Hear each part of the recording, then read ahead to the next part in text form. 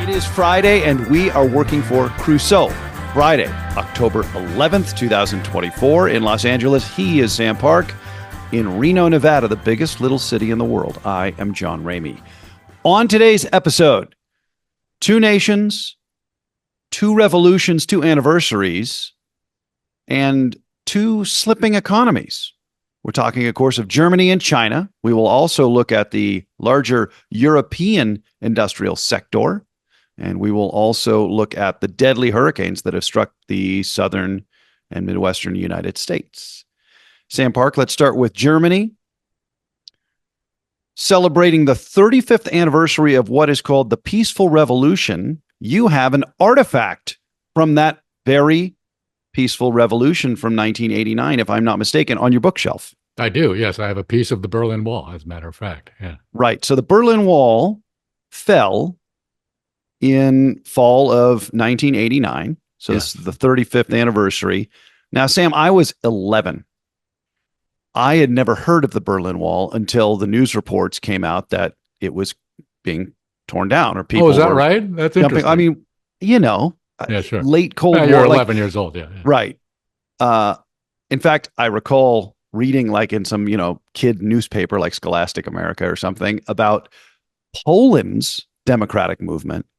Yes. Right before, or maybe right concurrent with this. And that was kind of my first awareness of the Cold War, what was coming about as the end of the Cold War. But you were totally cognizant and aware when the wall started to come down. I was considerably older than you. And I think actually it's interesting that you mentioned Poland, because I believe Lech Walesa had been elected president of Poland earlier that year. That was actually the first major event of the end of the Cold War that people often forget about, actually. But yes, it was very tumultuous times, although perhaps not quite as much as now, but perhaps it was. And it was certainly, the most galvanizing news story of the period, without question.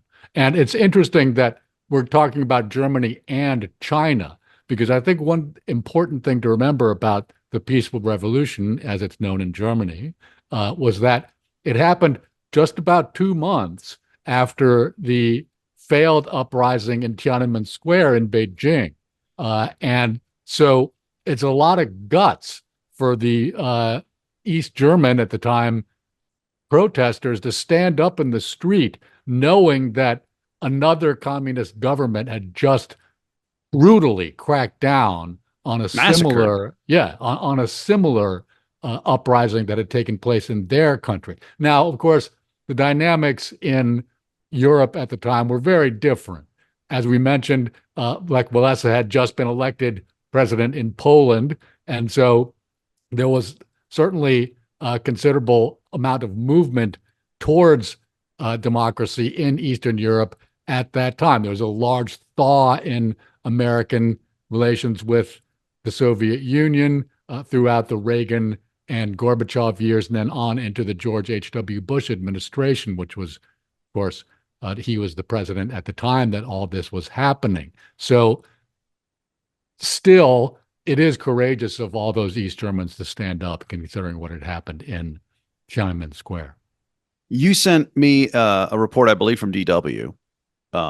Yes. With a reporter who was covering the celebration of this 35th anniversary of the Peaceful Revolution. And it was chilling to hear him talk about how populism was on the rise in Germany, far-right populism. Yes. And how I think he characterized some of the optimism of the Peaceful Revolution had now been displaced, and even some of the language had been co-opted by the far right. And this reporter, whose name is escaping me, was very pointed in his comments about how that is dangerous, scary, and unsettling for Germany today. It certainly is. And Germany has a whole host of problems right now that we might go into in a little bit more detail. But as we mentioned in our episode a couple weeks ago about the elections, the state level elections, that is, happening in the former East Germany, they had no real awareness of fascism in the same way that their Western brothers and sisters did. Those were just the fascists were just the people the communists beat, and that's what right. communist East Germans learned. Exactly. And they were not taught that they had to constantly be on guard against fascism. But the other thing that I think is perhaps less examined is that if you were 60, anywhere under 60 years old in East Germany at the time, you had spent your entire life under one party state or another. In other words, you were always either governed by the Nazis or the communists. So you had no experience whatsoever of actual democratic politics. That is small d, that is politics in a multi-party society.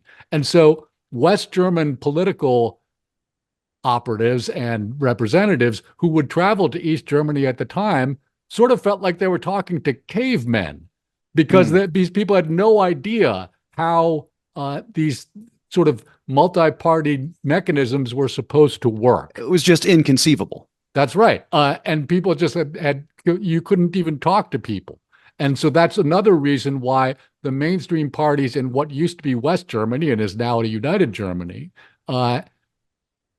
never really built the sort of party organizational structures in the East that had existed for decades in the West. And for instance, this doesn't happen so much in our country, but in many European countries, parties, because there are more of them and they're smaller, will sponsor things like youth centers or even sports leagues or teams. And again, this doesn't really happen here, but it's rather common all over Europe, especially in countries that have many parties, because you want to find some inroads into the population. And so this never happened in the East. And so people don't have the same sort of party identifications that they do in the western part of Germany today. I think that helps explain the success of the brand new Zara Wagenknecht alliance, right? Because she just comes out of nowhere. She's very charismatic. And she just says, I want to have my own party. And she does. And she's in the double digits inside of a year. And so it's remarkable in a way. And I think that it would be difficult for her to replicate that probably in any part of West Germany or even any other European nation, frankly. We'll see. Are you also saying that explains why the alternative for Germany has had success in the East, just because there's less of a robust there's less kind of heterogeneity in the party structure? And also just a less highly developed political culture in the broadest sense of the word culture. And again, having lived under back-to-back totalitarian or totalitarian adjacent regimes, that's understandable. Let's talk about Germany now. Back-to-back years of a shrinking economy. Yes. And this year, growth had been forecasted a modest 0.3%. Instead, the German economy will contract at 0.2%. So that's not just a recession. Recession's consecutive quarters. We're talking about consecutive years. Yes. And this is the biggest economy in Europe. The reasons given: soft consumer demand. But the things that kind of struck me were one of the analysts that you had sent me, again from DW, was saying that there had been not enough investment in the last 10 years in digitalization, and therefore German companies, and in particular German industry, was not internationally as competitive. But I kept coming back to this question in my mind: no matter what the sector in Germany, you know what Germany hasn't had each of the last 2 years? A Russian market to sell to like they used to. So is this all a little overthinking? Maybe a little. I wouldn't say very much, though. But that's their biggest trading part. It's their biggest trading partner, right? Oh, I think it's actually China. Okay. But sorry, Russia's a major trading partner that they can no longer do the kind of business with. And the Chinese economy has also not been very strong recently. And that's we'll get there. Yes. And that's one of the main countries to which Germany exports its high-tech goods. And I think that's another very important aspect of this. But an additional one is that one of Germany's main export products, as we know and always has been, is the automotive sector. And that is one of the big problems in their relationship with China right now, because China is now developing their own very successful automotive sector. And so the demand for German vehicles in China has really just been dramatically reduced and might never recover. Because, and this links to the idea of Germany not investing in technology, right? If, as we believe, the future of the automotive sector globally is going to be electric vehicles, then there won't be a lot of reason for people to want to buy German internal combustion engine vehicles in the near future. And Germany has really dropped the ball. They're not the only country that's done that. We certainly have in the United States as well. But if demand doesn't recover for German cars in China, then that's going to be a problem. And Volkswagen, which is the premier German automotive brand, is doing terribly right now because they were an enormously successful car company in China, and they're not anymore. And it's difficult to see how they could be again without making advances into electric vehicles. And Volkswagen really believes that they're going to need to shut factories if things don't turn around for them pretty quickly. And that is shutting factories in Germany and probably in other places also. There's the component of the kind of the bottom line, the spreadsheet reality, but also the symbolism of that, right? Yes, the automotive absolutely. industry. I mean, that is the symbol of modern German industry. Absolutely, right? It's a point of national pride for them, frankly, as it is in many countries. Let's be fair. It's not just Germany. One note from that report about the German economy was energy insecurity was undermining cost positions regarding automobile manufacturing.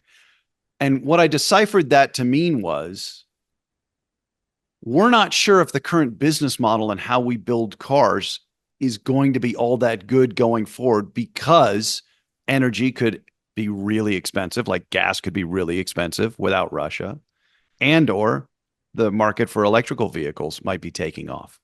That's right. And like, how can you be bullish about your combustion engine Mercedes or BMWs or Volkswagen if you don't think there's going to be a big, booming market for it on the medium term? That's right. The candle is sort of being burned at both ends. Yeah. Right. For there's the demand side and the input side. And so it's difficult to see how they could work their way out of this.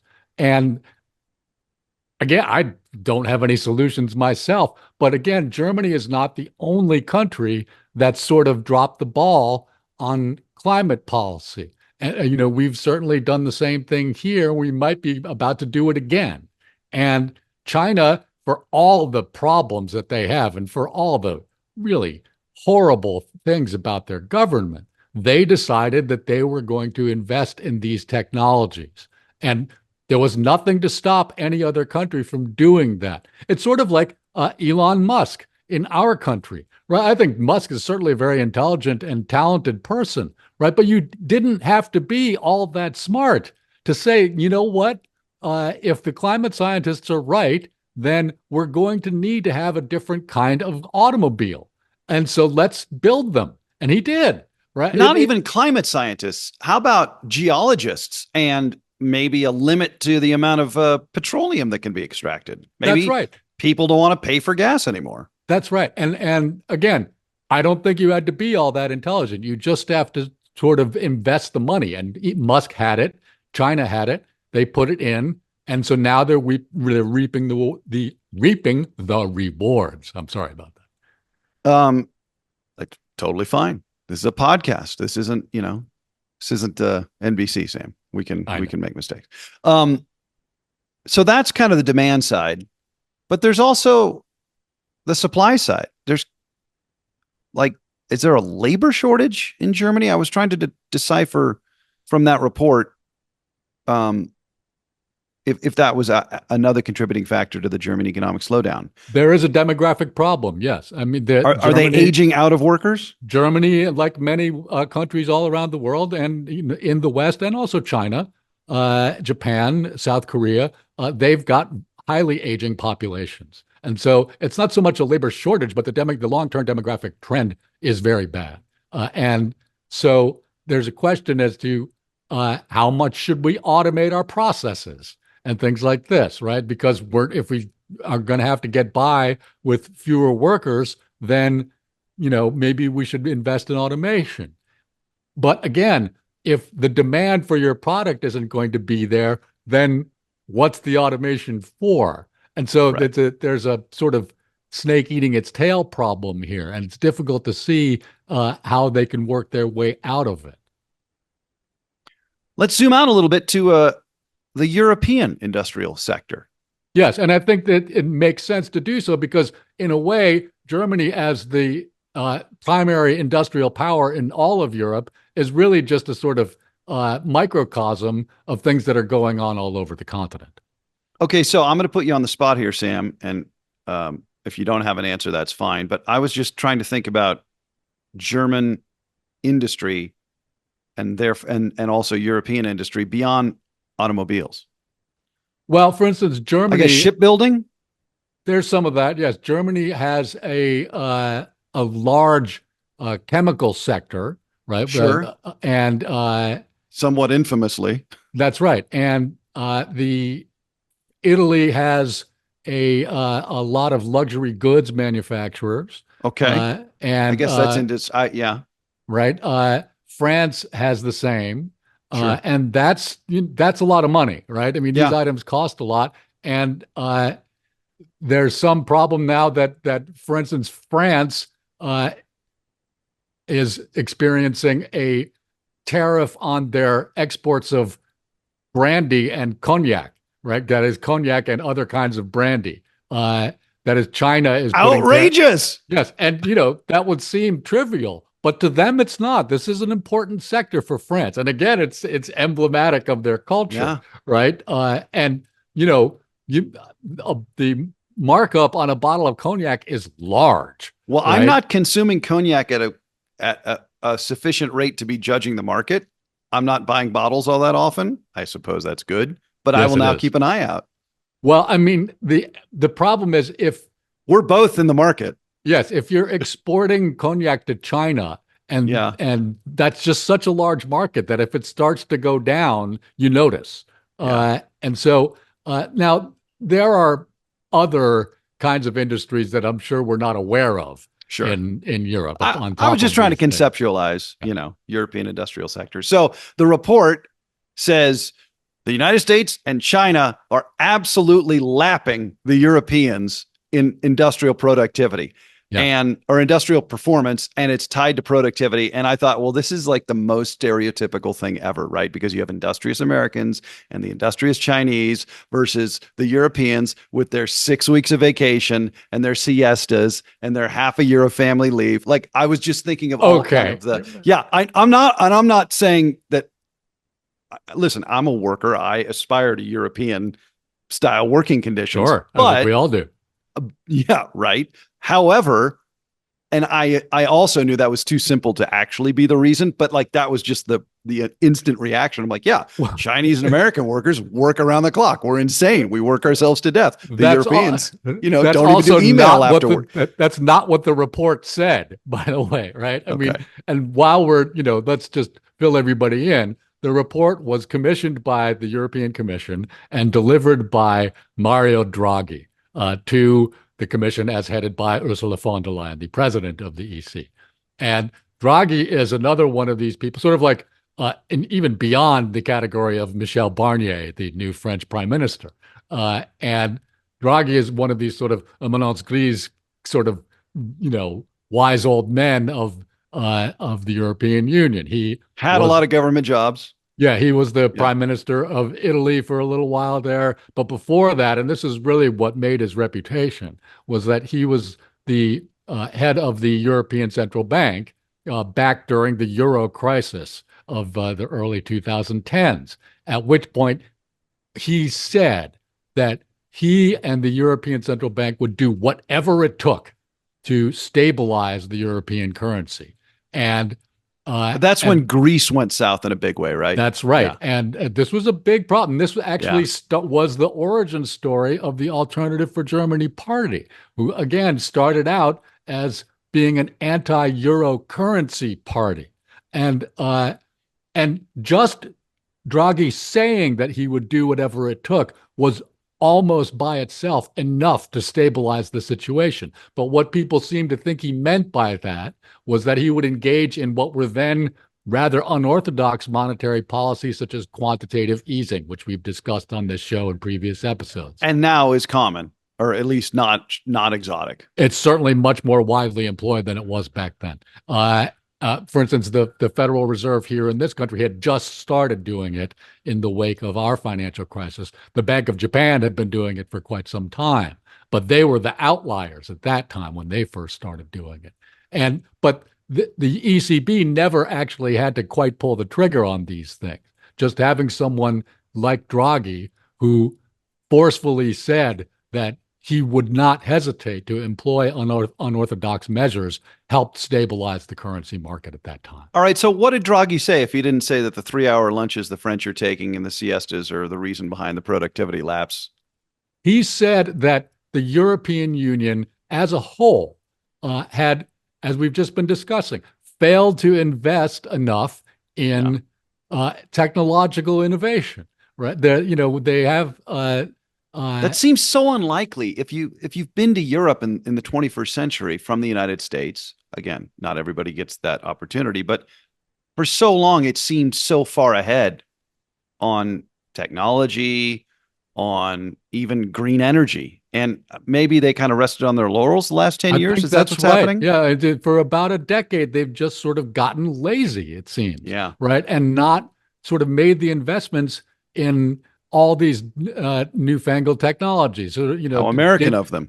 Digital technology, alternative energy, and things like this. Now, we could probably be doing a better job of green energy in our country, but we are doing it. There's actually quite a lot of installations happening here in the United States. Wind, solar, and the prices are at rock bottom. All right. Shout out Texas. Yeah, you'd almost be a fool not to do these things. But the Europeans have had difficulty doing it. And part of it probably has to do with the sort of federalized structure of the European Union itself, where it's not actually a country, but it sort of acts like one on some level. And so Draghi and, of course, his staff who helped him prepare this report, they're recommending enormous amounts of public spending to try and push the technological sectors along in Europe, something on the order of 800 billion euro a year for a number of years in a row. This is a lot of money. And the question is, where's it going to come from? And I don't think Draghi quite went so far as to weigh in on that. But for instance, during the COVID-19, where would that come from? The European Union doesn't have taxation power or in any meaningful way, does it? No, they don't. Right. Yeah. But for instance, during the COVID-19 pandemic, for the first time, there was a continent-wide spending program to help, with COVID relief. And this was a big step for the EU to take, because up until that time, sort of taxation and spending were only handled at the level of individual European nations and never by the EU as a whole. But what Draghi seems to be recommending is that there be a continent-wide spending program. And I think he was sort of hesitant to go this far because, honestly, good luck. His report was, mainly diagnostic, right? But if Brussels EU bureaucrats are sort of deciding which countries are going to get how much money, this is on like page 3 of the Populist Backlash Handbook. I mean, that this is, this could be a problem.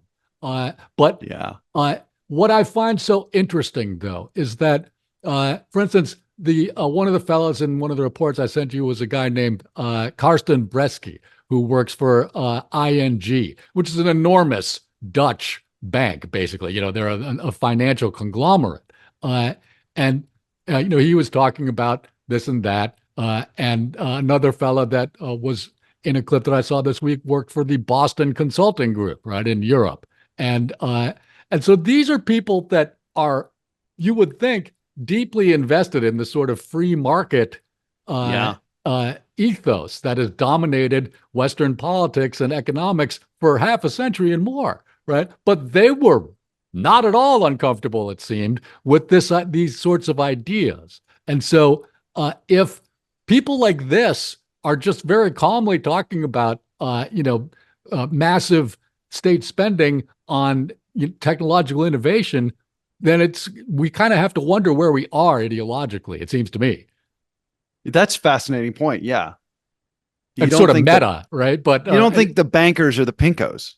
No, right? I mean, it seems sort of incongruous, right? But they were talking about it like it was nothing, but very calm, right? It didn't seem to bother them in the slightest.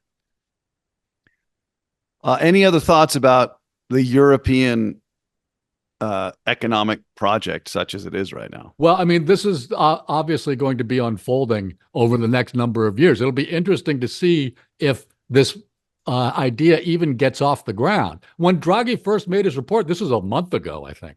I was like, this will never happen. It just seemed like something from outer space to me. But in the weeks since then, I'm sort of glad that we didn't talk about it at the time, because there were other things happening.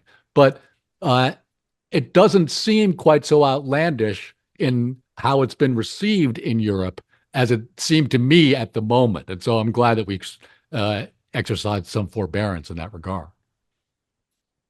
All credit to you, Sam. Well, it's just sort of the default option of having to talk about the Middle East and such. Yeah. Okay, China. Happy 75th birthday, Red China, National Day, October 1st. The People's Republic of China was founded on October 1st, 1949.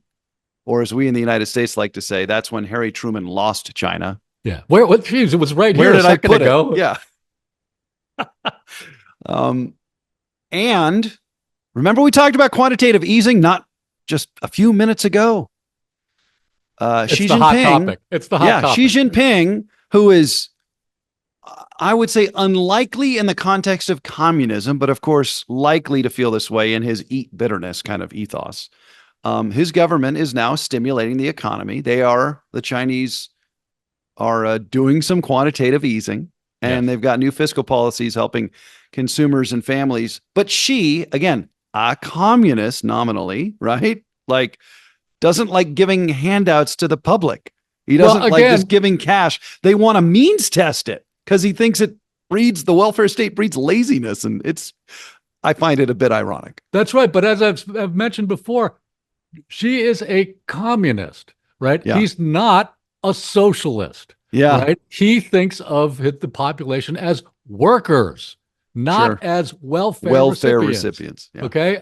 So this isn't actually all that unusual for someone who's a communist to adopt that sort of posture. I suppose kind of the classic Russian austerity, Stalinist. Yeah. Okay. Yeah. But yeah, it is sort of old school. We'll have to see how this plays. It's very old school. Yeah, bitterness, that's old school. Now, we'll have to see how this plays out, and there's a lot we don't know. As we've discussed many times, the Chinese Communist Party is not a very transparent institution at the best of times, and in fact, under Xi Jinping, has even gotten less transparent than it used to be. And so we don't exactly know what the decision-making process surrounding these new steps were. To be fair, they probably needed to wait until interest rates were cut in the United States before they could cut them there. Okay, I have a question about that, because in the report, what was it? The Intelligencer, which is the Economist podcast, which is great. Yeah. Their analyst said the Chinese had to wait for the U.S. Fed to cut rates to give them room to cut rates. That's right. Explain that to me, please. Okay. Now, as we've talked about, China has become a more prosperous country in the past 40, 50 years, largely by adopting Western-style economic policies, but they haven't gone all the way there. For example, most Western countries float their currencies on the currency market, on the currency exchange markets. China sort of does. They have what's known as a managed exchange rate. And so they like to maintain a loose peg of their currency, the yuan or renminbi, at about 7 to the dollar. And so in order to do that, they have to sort of purchase different kinds of securities from their central bank just to keep everything balanced at that rate. And they can do that because they still have a command economy despite Western style policies. That's right. And so if interest rates fall in the United States and remain the same in China, then that makes the currency fluctuate in ways that they don't find favorable to them. So if the United States cuts interest rates, it makes it just much easier to manage the currency that way. And so to some extent, they did need to wait, but they didn't have to wait.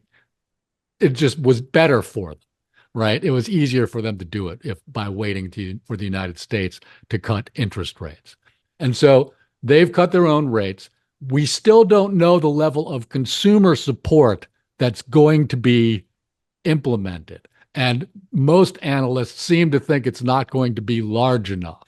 But if it's any substantial size, it will help a lot of different things. For example, China is widely accused, mainly by Western countries, of dumping electric vehicles, solar panels, batteries, and steel and things like this onto other markets at cut rate prices. But if domestic demand recovers in China, then China won't have to do that as much. Right, that they will be using those products to service domestic demand. People inside of China will buy more cars, more things made out of steel, more solar panels, right? This will help revive demand for them. And so it will make dumping less of a problem in Western countries. That will be good for us, we should think. And so that's one of the reasons why this process has been so closely monitored here in the West. And so that's one aspect of this. But again, we don't know exactly how much consumer demand they're going to be implementing. And one thing I find interesting about this is that the obstacle to doing this sooner, on top of the interest rate issue that we just talked about, seems to have been Xi Jinping himself, and that he needed to be convinced to do that, and could be. In other words, eventually, people around him were able to prevail upon him to say, look, we kind of need to do this. So, and he seemed to have resisted for quite some time and finally relented to at least a limited extent. And so this gives us just a tiny peek inside of the party itself, that there actually are still factions that jostle amongst one another for power and influence. Yeah. There are, and it's not just, the almighty individual dictator who is, to be fair, right, a more autocratic figure than many of his predecessors, but he's not Vladimir Putin, right? He does have people around him that are influencing decisions on some level that we still don't know what that level is. So China appears to be making prudent economic decisions to try to prop up their economy. They're at least trying to do so, yes. But on the macro level, they seem to have a recipe for long-term success, right? Just the idea of having invested so much in the technologies of the future is going to serve them rather well. They have enormous demographic crises that they have to deal with. Right, their population is aging very rapidly, and it's a real question of how they can cope with that. But they stand to be the technological leader of the century, unless people in the West can catch up, which is so much about what Mario Draghi was saying in Europe, right? It's so much about what the debate that we're having in our election in the United States today is all about.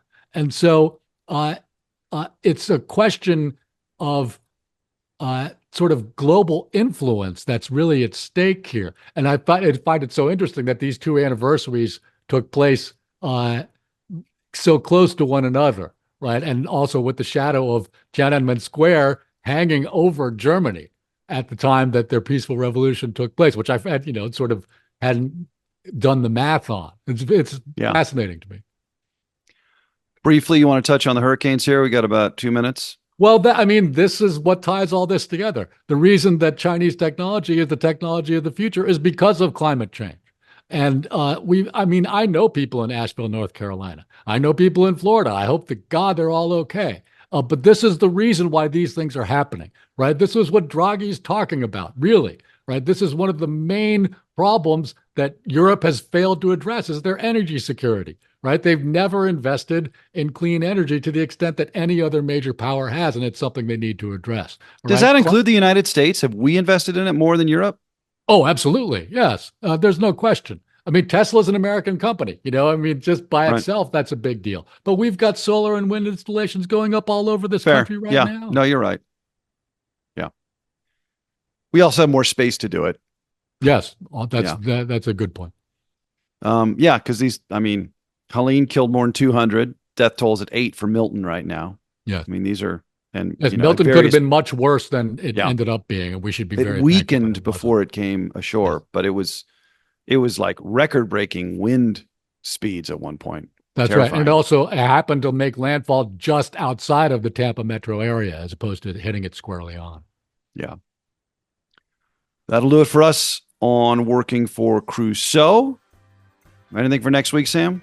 Well, the ASEAN summit is today in Laos. We'll see if anything comes out of that. Perhaps something will, perhaps not. Okay. All right. We'll be back next Friday. He's Sam. I'm John. Have yourselves a great weekend, everybody. Thanks, everybody.